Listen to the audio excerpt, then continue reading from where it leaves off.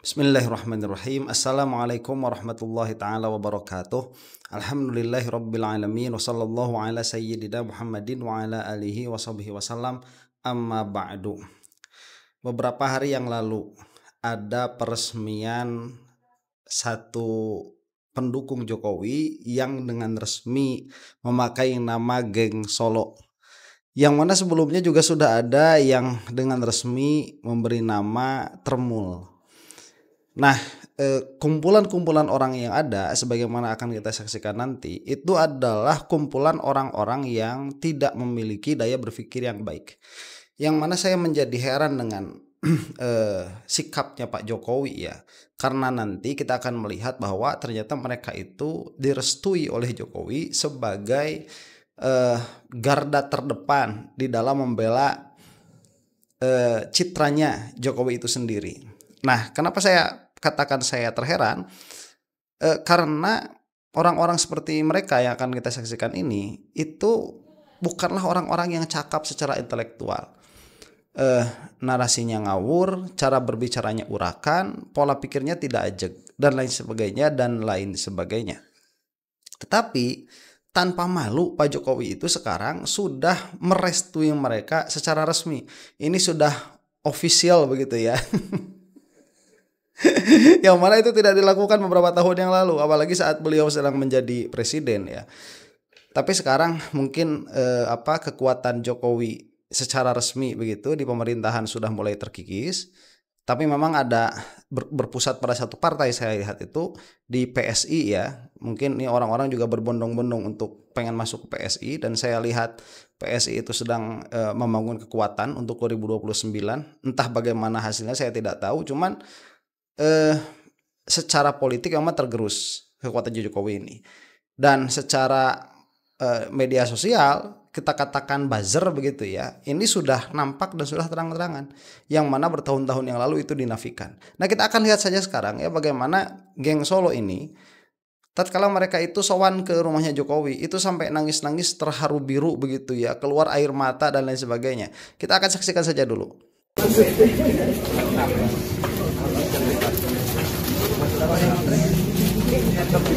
Ini orang yang mengatakan Jokowi presiden terhebat ya. Sepanjang masa Pak, di seluruh negara apa di seluruh Indonesia, saya lupa itu. Namanya siapa saya juga lupa. Coba komentar di bawah nih. Karena ini nanti katanya jadi ketuanya nih. Oh. Ada menangis kan. Ya, dan mereka saling berpelukan, mengharu biru, saling menangis. Sebentar lagi akan keluar kalau ada selamat siang. Udah mulai. Oh belum ya? Udah mulai wawancaranya mungkin. Waduh, ini udah ketemu Jokowi, udah kayak ketemu wali aja nih.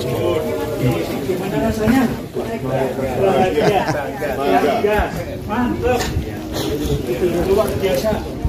Situ ya. 10 tahun dia nggak pernah ketemu Pak Jokowi.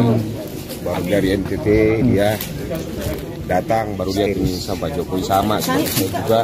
Oke, sebentar. Apa yang saya katakan betul kan tadi? 10 tahun itu nggak pernah direken sama Jokowi itu. Tidak pernah diperhatikan begitu.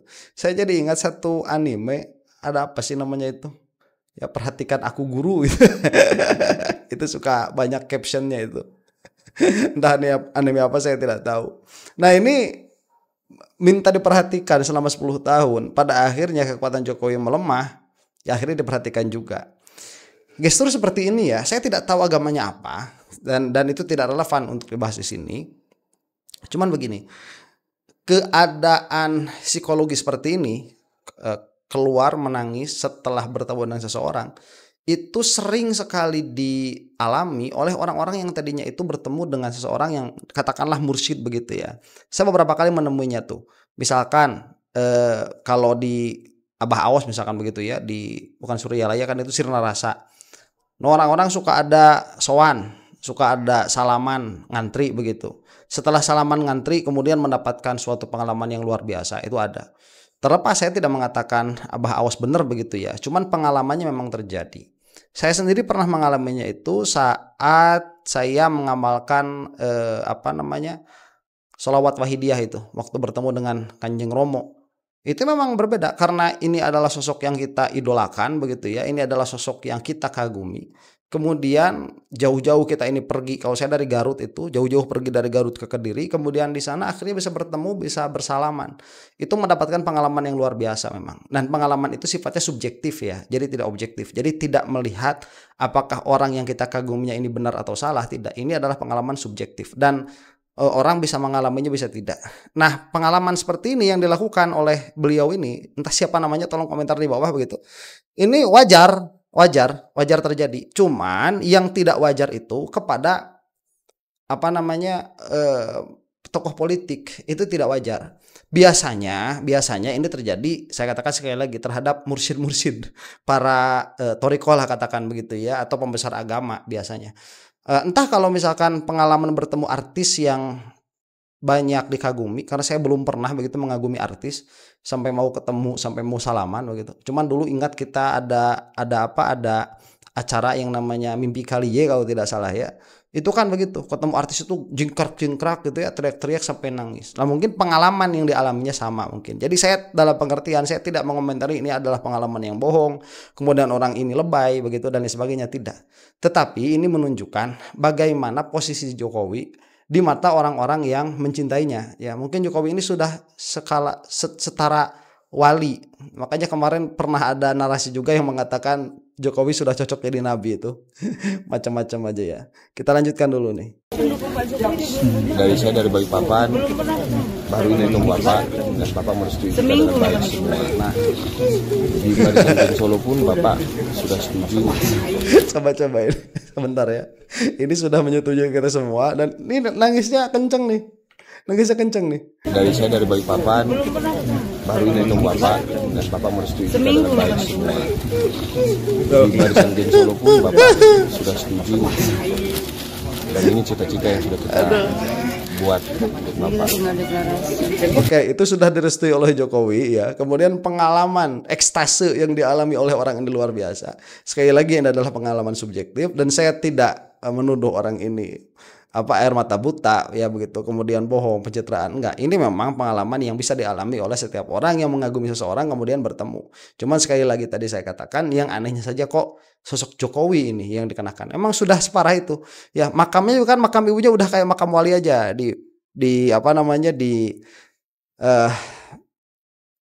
dikelilingi oleh pagar-pagar dan lain sebagainya. Terlepas ya, itu komentarnya nanti saja. Relawan ya. Kita tinggal deklarasi. Relawan yang tidak pernah dilihat langsung masuk terjun ke politik dari di akar rumput. Ya. Ada pesan apa tadi, sempat selama berapa 30 menit tadi ya ngobrol apa? Ya, itu relawan yang tidak pernah diperhatikan ya. Pesannya kita tetap terima kasih sama Bapak udah support kita, dukung kita, dan kita pasti akan kasih terbaik buat Bapak dan tetap menjaga nama marwah Pak Jokowi. Ada menambahkan? Oke, sebentar. Ini siapa yang mensupport siapa sebetulnya? Saya terima kasih kepada Pak Jokowi karena sudah mensupport saya. Ini siapa yang mensupport siapa? Ini Geng Solo ini yang mensupport Jokowi atau Jokowi yang mensupport mereka begitu? Loh, kok jadi terbolak-balik? Saya mau mengatakan sekali lagi ya, ini adalah anomali di dalam peta perpolitikan Indonesia ini. Ini berpolitik tanpa norma, berpolitik tanpa etika ya demikian. Seperti inilah. Dan kita tadi melihat itu keluar dari rumahnya Pak Jokowi itu bawa kaos-kaos gitu ya. Ini kaos-kaos ini. Karena kaos-kaos ini itu adalah gestur berkampanye ya di Indonesia itu. Jadi Jokowi ini sekarang 2009-nya belum, kampanye udah dari sekarang tuh bagi-bagi kaos dan lain sebagainya. Saya kira tadinya ini hoax ya. Saya pernah mendengar Amin Rais itu menyinggung hal ini. Orang-orang datang ke kediamannya Pak Jokowi untuk mendapatkan kaos. Saya kira masa sih Pak Jokowi itu sampai bagi-bagi kaos gitu ya. Ternyata emang dia kelihatan di kaosnya ada begitu ya. Pertama, Bapak merestui semua yang kita lakukan demi berkembangnya PSI menjadi partai nomor 3 di Indonesia. Sebenarnya itu yang menjadi titik pokok pembicaraan. Dan Bapak juga sudah tahu bahwa kami mendirikan sebuah organisasi masyarakat yang memang kami terjun langsung ke akar rumput. Jadi bukan untuk tujuan yang lain selain untuk membesarkan para pendukung Pak Jokowi. Nanti tujuannya sebenarnya satu, untuk Mas Gibran menjadi RI 1. Kan udah ketahuan. Sebentar ya, saya agak kehilangan fokus dengan yang jualan putu. Namanya putu kalau di Sunda itu ya. Di Garut disebutnya jual putu yang wing tadi itu. Di kita udah jarang, hampir udah nggak ada, saya hampir udah nggak denger. Cuman dalam pengertian ya, berarti ramai di rumahnya Pak Jokowi itu, yang jualan banyak dan lain sebagainya. Dalam satu hal itu positif, baik. Nah, sekali lagi kalau misalkan kita kembali kepada substansi ya, yang dikatakan oleh ini kan tadinya namanya tuh DJ anak jenderal ya. Terus berubah jadi DJ anak tremul, sekarang entah apa namanya, mungkin DJ Geng Solo mungkin ya. Namanya apa saya sudah nggak tahu sekarang, beberapa kali rubah tuh nama channel YouTube-nya itu. Ini mengatakan dengan lantang bahwa mereka itu menjadi bagian pendukung Pak Jokowi, tujuannya satu, untuk menjadikan Gibran RI 1. Itu tujuannya satu tuh. Sehingga ya rumor yang ada di belakang layar selama ini, yang tadinya itu rumor, ternyata memang benar. Itu sudah dikonfirmasi oleh geng Solo sendiri. Jadi saya katakan ya, mafia politik ini sudah tidak malu-malu untuk mengeluarkan taringnya, dan mereka juga sudah tidak malu-malu mengakomodir siapapun yang mau bergabung dengan mereka dari latar belakang apapun. Dalam pengertian ini adalah politik praktis yang amat sangat pragmatis, yang tidak memiliki ideologi sama sekali. Tidak punya ideologi sama sekali. Yang penting tujuannya tercapai begitu. Kalau kita lihat beberapa tahun yang lalu, bahkan sampai saat ini beberapa partai politik itu masih memiliki ideologi yang kuat. Kita katakan misalkan ini seperti PDI Perjuangan, itu ideologinya masih amat sangat kuat. PKS itu ideologinya masih amat sangat kuat. PAN itu sudah tergerus dari dulu tuh. Kalau PAN saya lihat begitu ya, itu sudah tidak punya ideologi lagi. P3 mungkin sedikit banyak itu masih punya ideologi. Golkar entah saya tidak memperhatikan, tetapi melihat dari perkembangan stagnan dari Golkar, saya rasa Golkar juga masih punya ideologi. Ini saya tidak mengatakan PSI ya, saya katakan Pak Jokowi dulu. Jokowi ini sudah tidak punya ideologi. Dia itu politiknya amat sangat pragmatis. Dalam kata yang lain, kata yang lugas, menghalalkan segala cara. Itu tuh politiknya Jokowi. Ini kan seharusnya begini, curi start kampanye itu jangankan 4 tahun. Biasanya itu kalau berapa tuh, berbulan-bulan sebelumnya itu sudah dapat teguran, malah bisa dapat sanksi. Sekarang ini Masya Allah, masih jauh pemilu, udah dipersiapkan dari sekarang nih. Orang-orang yang tadi kan katakan kami ingin memperkuat orang-orang yang mendukung Jokowi. Nah, dalam kurung itu cara bacanya apa? Buzzer. Yang terpenting Bapak memberikan nasihat untuk terkhususnya kami berlima ini tetap solid. Oke. Barisan Geng Solo. Pendiri Barisan Geng Solo. Nah, nama ketuanya siapa? Ketumnya Saya sementara Kristianto Yononi. Oke, Kristianto ya. Kita ini sejajar. Ini sejajar. Oh, sejajar. Pendiri ya. Barisan Geng Solo. Hanya posisi itu hanya sebagai sebutan saja. kita saudara semua. Cuma sejajar itu. Dari Jakarta. NTT, Batam, Kalimantan. Rencana deklarasi kapan dan di mana? Di Jogja. Antara 2 November Desember lah. antara 2 Jogja atau sini. Dan ini sudah memiliki balasan DPD dan puluhan DPC. Rencana dihadiri langsung Pak Jokowi. Insya Allah. Insya Allah. Coba lihat itu ya, udah mau bikin DPD, DPC, ini apa sebetulnya, ormas atau apa? Dan kita lihat ya, gini, saat PDIP berkuasa katakanlah begitu, ormas itu menjamur. Cuman ormasnya masih jelas ormas begitu. Kita lihat ya, di Garut lah misalkan, ada beberapa, saya tidak mau menyebutkan namanya lah ya. Cuman beberapa saat PDIP berkuasa itu, ya ormas ini dia nanti menjadi apa? Menjadi wadah bagi proyek, kemudian banyak lah ya. Kalau saya katakan itu diantaranya apa? Legalisasi preman itu. Kalau saya katakan, nah itu ormas-ormas yang ada pada PDI pada zamannya Bu Megawati. Nah sepertinya Pak Jokowi itu belajar dengan sangat piawai ya kepada tata cara bagaimana Ibu Megawati ini bisa menancapkan PDI Perjuangan itu menjadi partai terbesar di Indonesia yang mana kadernya itu banyak berkuasa di daerah-daerah. Saya rasa Jokowi itu melakukan hal yang sama dengan Ibu Megawati, hanya tidak identik begitu.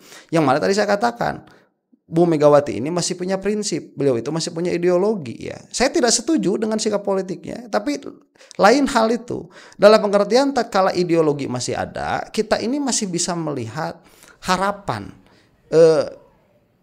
demokrasi ini bertarung dengan baik begitu. Tetapi kalau ideologi sudah tidak ada, apapun caranya dipakai kayak Pak Jokowi ini akan menjadi monarki begitu. Ini sudah bukan demokrasi lagi, ini sudah menjadi monarki. Dan Jokowi berusaha untuk menancapkan kekuatan-kekuatannya tadi sampai DPC, DPD dan lain sebagainya. Ini mengkhawatirkan. Kenapa? Karena tidak ditempuh dengan jalan politik yang benar. Ini posisinya apa, geng Solo? Kemudian Termul. Ini posisinya apa begitu? Saya masih bingung.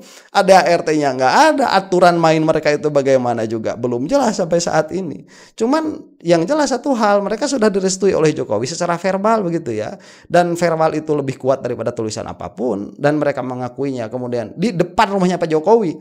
Dalam artian apa? Ini sudah mafia politik bermain di sini sudah sedang berjalan dan kita sedang menyaksikannya. Dan sampai saat ini begitu ya, tidak ada counter tidak ada counter narasi atas yang Jokowi perbuat ini sampai saat ini, apalagi sampai counter aksi begitu. Ini seharusnya dibubarkan seharusnya. Intinya Bapak sangat support dan sangat welcome dengan kehadiran BGS, tidak ada masalah dengan kata geng. Jadi kalau misalnya ada isu-isu atau narasi-narasi di luar sana yang mengatakan barisan geng Solo, itu adalah kami barisan geng Solo. Bukan Bapak yang geng Solo, tapi kami adalah barisan geng Solo ini. Oke, dengan bangga mereka mengatakan hal itu ya. Kami geng Solo, yang mana tadinya itu nama gengnya dipermasalahkan. Oh, geng ini konotasinya negatif dan lain sebagainya. Yang mana saya sudah membuat video hal itu. Saya katakan itu tidak ada masalah. Nah sekarang karena itu sudah tidak bisa dibendung, dipakailah nama geng Solo ini supaya tidak mengarah kepada jenderal-jenderal yang ada, supaya tidak mengarah kepada para politikus yang ada. Ini adalah gerakan underground yang saya kira lumayan canggih begitu ya dari Pak Jokowi. Saya katakan sekali lagi, Jokowi itu bukan tidak memiliki kecerdasan sama sekali. Kalau Anda bilang licik, terserah. Untuk jadi licik itu perlu cerdas ya. Untuk jadi licik itu perlu cerdas. Pak Jokowi punya kecerdasan sendiri. Sampai keluar perkara-perkara seperti ini, yang mana sampai saat ini masih ada efektivitasnya begitu ya. Keefektifannya itu sampai sekarang masih ada. Meskipun saya lihat mudah-mudahan penglihatan saya benar, itu semakin berkurang, semakin melemah. Karena kalau misalkan memang semakin menguat Pak Jokowi ini, yang berbahaya itu demokrasi Indonesia. Jadi kita jadi negara yang urakan ya. Indonesia vis-a-vis Vrindavan itu sebentar lagi terjadi kalau hal seperti ini dibiarkan. Siap. Matur suwun, terima kasih. Itu artinya satu orang hebat, satu jagoan. Jadi namanya arti dari barisan geng Solo itu patriot atau pembela yang berkumpul dalam satu kelompok. Siap, matur suwun. Aduh. Oke, coba lihat ya tuh orang-orangnya, mungkin Anda lebih paham daripada saya, Anda lebih kenal daripada saya kepada setiap individu yang ada. Cuman ada satu hal lagi yang mau saya garis bawahi di sini. Tadi dikatakan siapa yang jadi ketua ditunjukkan, cuman mengatakan kami ini sejajar begitu. Nah ini menunjukkan lingkungan yang tidak sehat sebetulnya. Tidak sehat. Karena kalau organisasi itu betul ada, itu hierarkinya ada. Ketuanya ada dan memang dijadikan sebagai ketua begitu. Enggak ketua tapi kami sejajar. Enggak ada seperti itu. Ini hal-hal seperti ini kalau kita mau lihat ideologi komunisnya itu sangat kental, sangat kuat sebetulnya. Karena kesetaraan seperti itu pun ada di dalam organisasi. Kalau mau kita melihat ke sana begitu ya. Jadi sebetulnya apa ideologi yang mereka kembangkan itu. Saya melihat kalau yang paling dekat itu ya ideologi komunisme. Itu yang saya lihat. Karena kesetaraan itu dia tidak pernah ada di dalam organisasi. Dia harus ada pemimpinnya, harus ada ketuanya. Karena dialah ketua inilah yang harus membawa arah begitu ya, dengan gaya leadershipnya tersendiri. Oke, ini satu hal ya dari geng Solo. Yang mana beberapa waktu yang lalu saya katakan juga ada dari Termul ya, Termul yang pakai gambar, yang pakai lambang kera itu. Ini siapa ini namanya tuh? Oiwobo, Firdaus ya, Firdaus Oiwobo. Nah, orang seperti ini juga diakomodir dengan sangat baik, diakomodir, diberikan akomodasi oleh Pak Jokowi. Malah kalau orang ini kan dia menjadi keluarganya Pak Jokowi ya. Entah yang lain apakah punya cita-cita untuk dijadikan anggota keluarga juga oleh Pak Jokowi atau tidak, saya nggak tahu.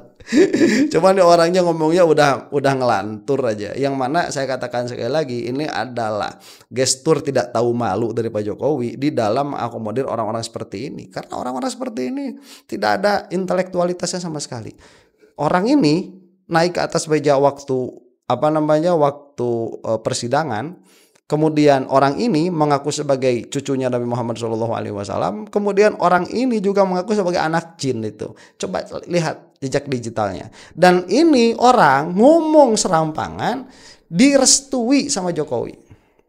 Mau apa kita? Kita saksikan dulu ya.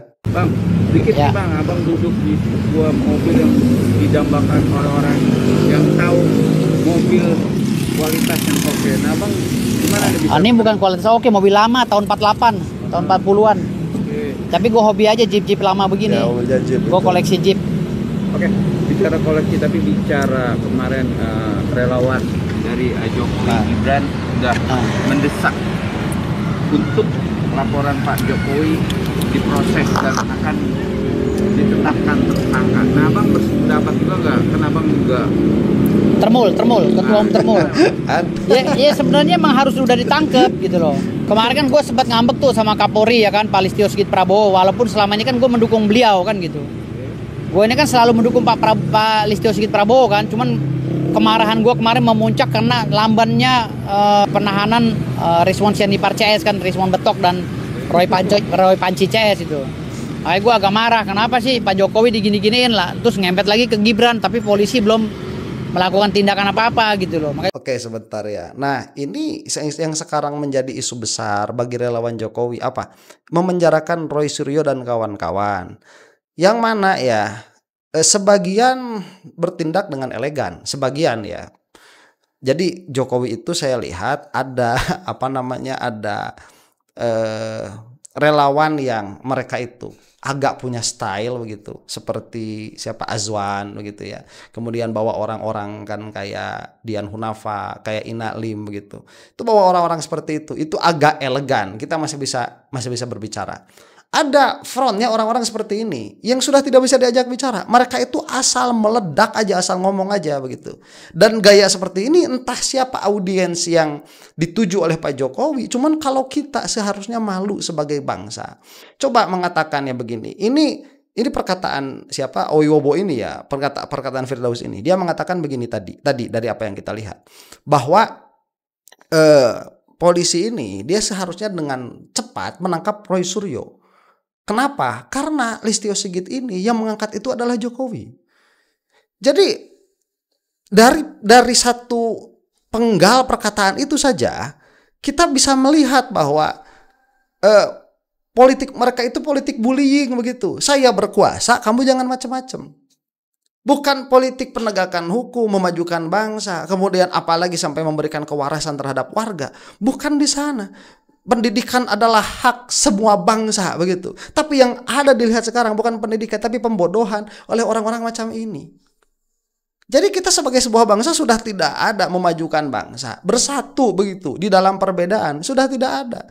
Substansi permasalahan tidak pernah dibahas sama sekali orang seperti ini. Yang mana kalau seperti tadi saya katakan ya oleh orang-orang kayak Azwan, itu substansi permasalahan masih ada dibahas sunggal-singgol sedikit-sedikit. Meskipun pada akhirnya sama gayanya gaya-gaya termul juga, gaya-gaya geng Solo juga begitu. Dia bilang cepet lah gitu. Biar mereka ini di dalam jadi biar membuat efek jerah juga buat yang lain yang sering menghina Pak Jokowi sama Gibran gitu. Itu sih permohonan gue kemarin. Jadi abang juga support. Gue sempat marah sama Kapolri, Pak Listio, sampai gue bilang udah ganti aja. Padahal gue kan pendukung dia dari dulu. Gue tuh bayangin, gue pendukung Pak Listio Sigit Prabowo dari dulu, ya. Gue dukung masalah berapa kali sih keributan di Jakarta ini akhirnya apa karena pemikiran Pak Listio Sigit Prabowo gitu. Hanya gue marahnya kemarin, kenapa kok Pak Listio Sigit Prabowo membiarkan orang-orang menjelekan Jokowi ini gitu loh, padahal unsurnya udah masuk. Oke sebentar ya, ini kalau Anda itu orang politik dan memang melihat sesuatu itu dari kacamata politik, Anda seharusnya tahu isu ijazah ini isu yang terlalu seksi untuk dimatikan, untuk ditutup, bahkan oleh Pak Listio Sigit sendiri. Kalau kita lihat dari segi politik ya, kalau kita lihat dari segi hukum, memang susah karena bukan tempatnya di situ. Ini banyak sekali permasalahannya. Dengan tidak memahami permasalahan seperti ini, Oyobo ini langsung bilang saja, ganti saja Kapolrinya. Kenapa dia ingin Kapolri ini diganti? Supaya Roy Suryo bisa masuk penjara. Kenapa Roy Suryo ingin dipenjarakan? Karena mereka tidak berhenti bekerja, dan semakin mereka giat bekerja, semakin terbuka permasalahan di ijazah Jokowi Gibran ini. Itu permasalahannya ada di situ.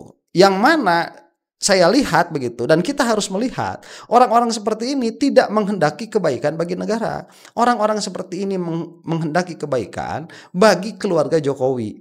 Itu yang harus dipahami. Dan kalau Anda termasuk salah satu yang ikut dengan orang-orang seperti ini, Anda termasuk salah satu orang yang mematikan demokrasi di Indonesia. Itu yang harus dipahami. Minimalnya Anda menjadikan Indonesia ini rawan di dalam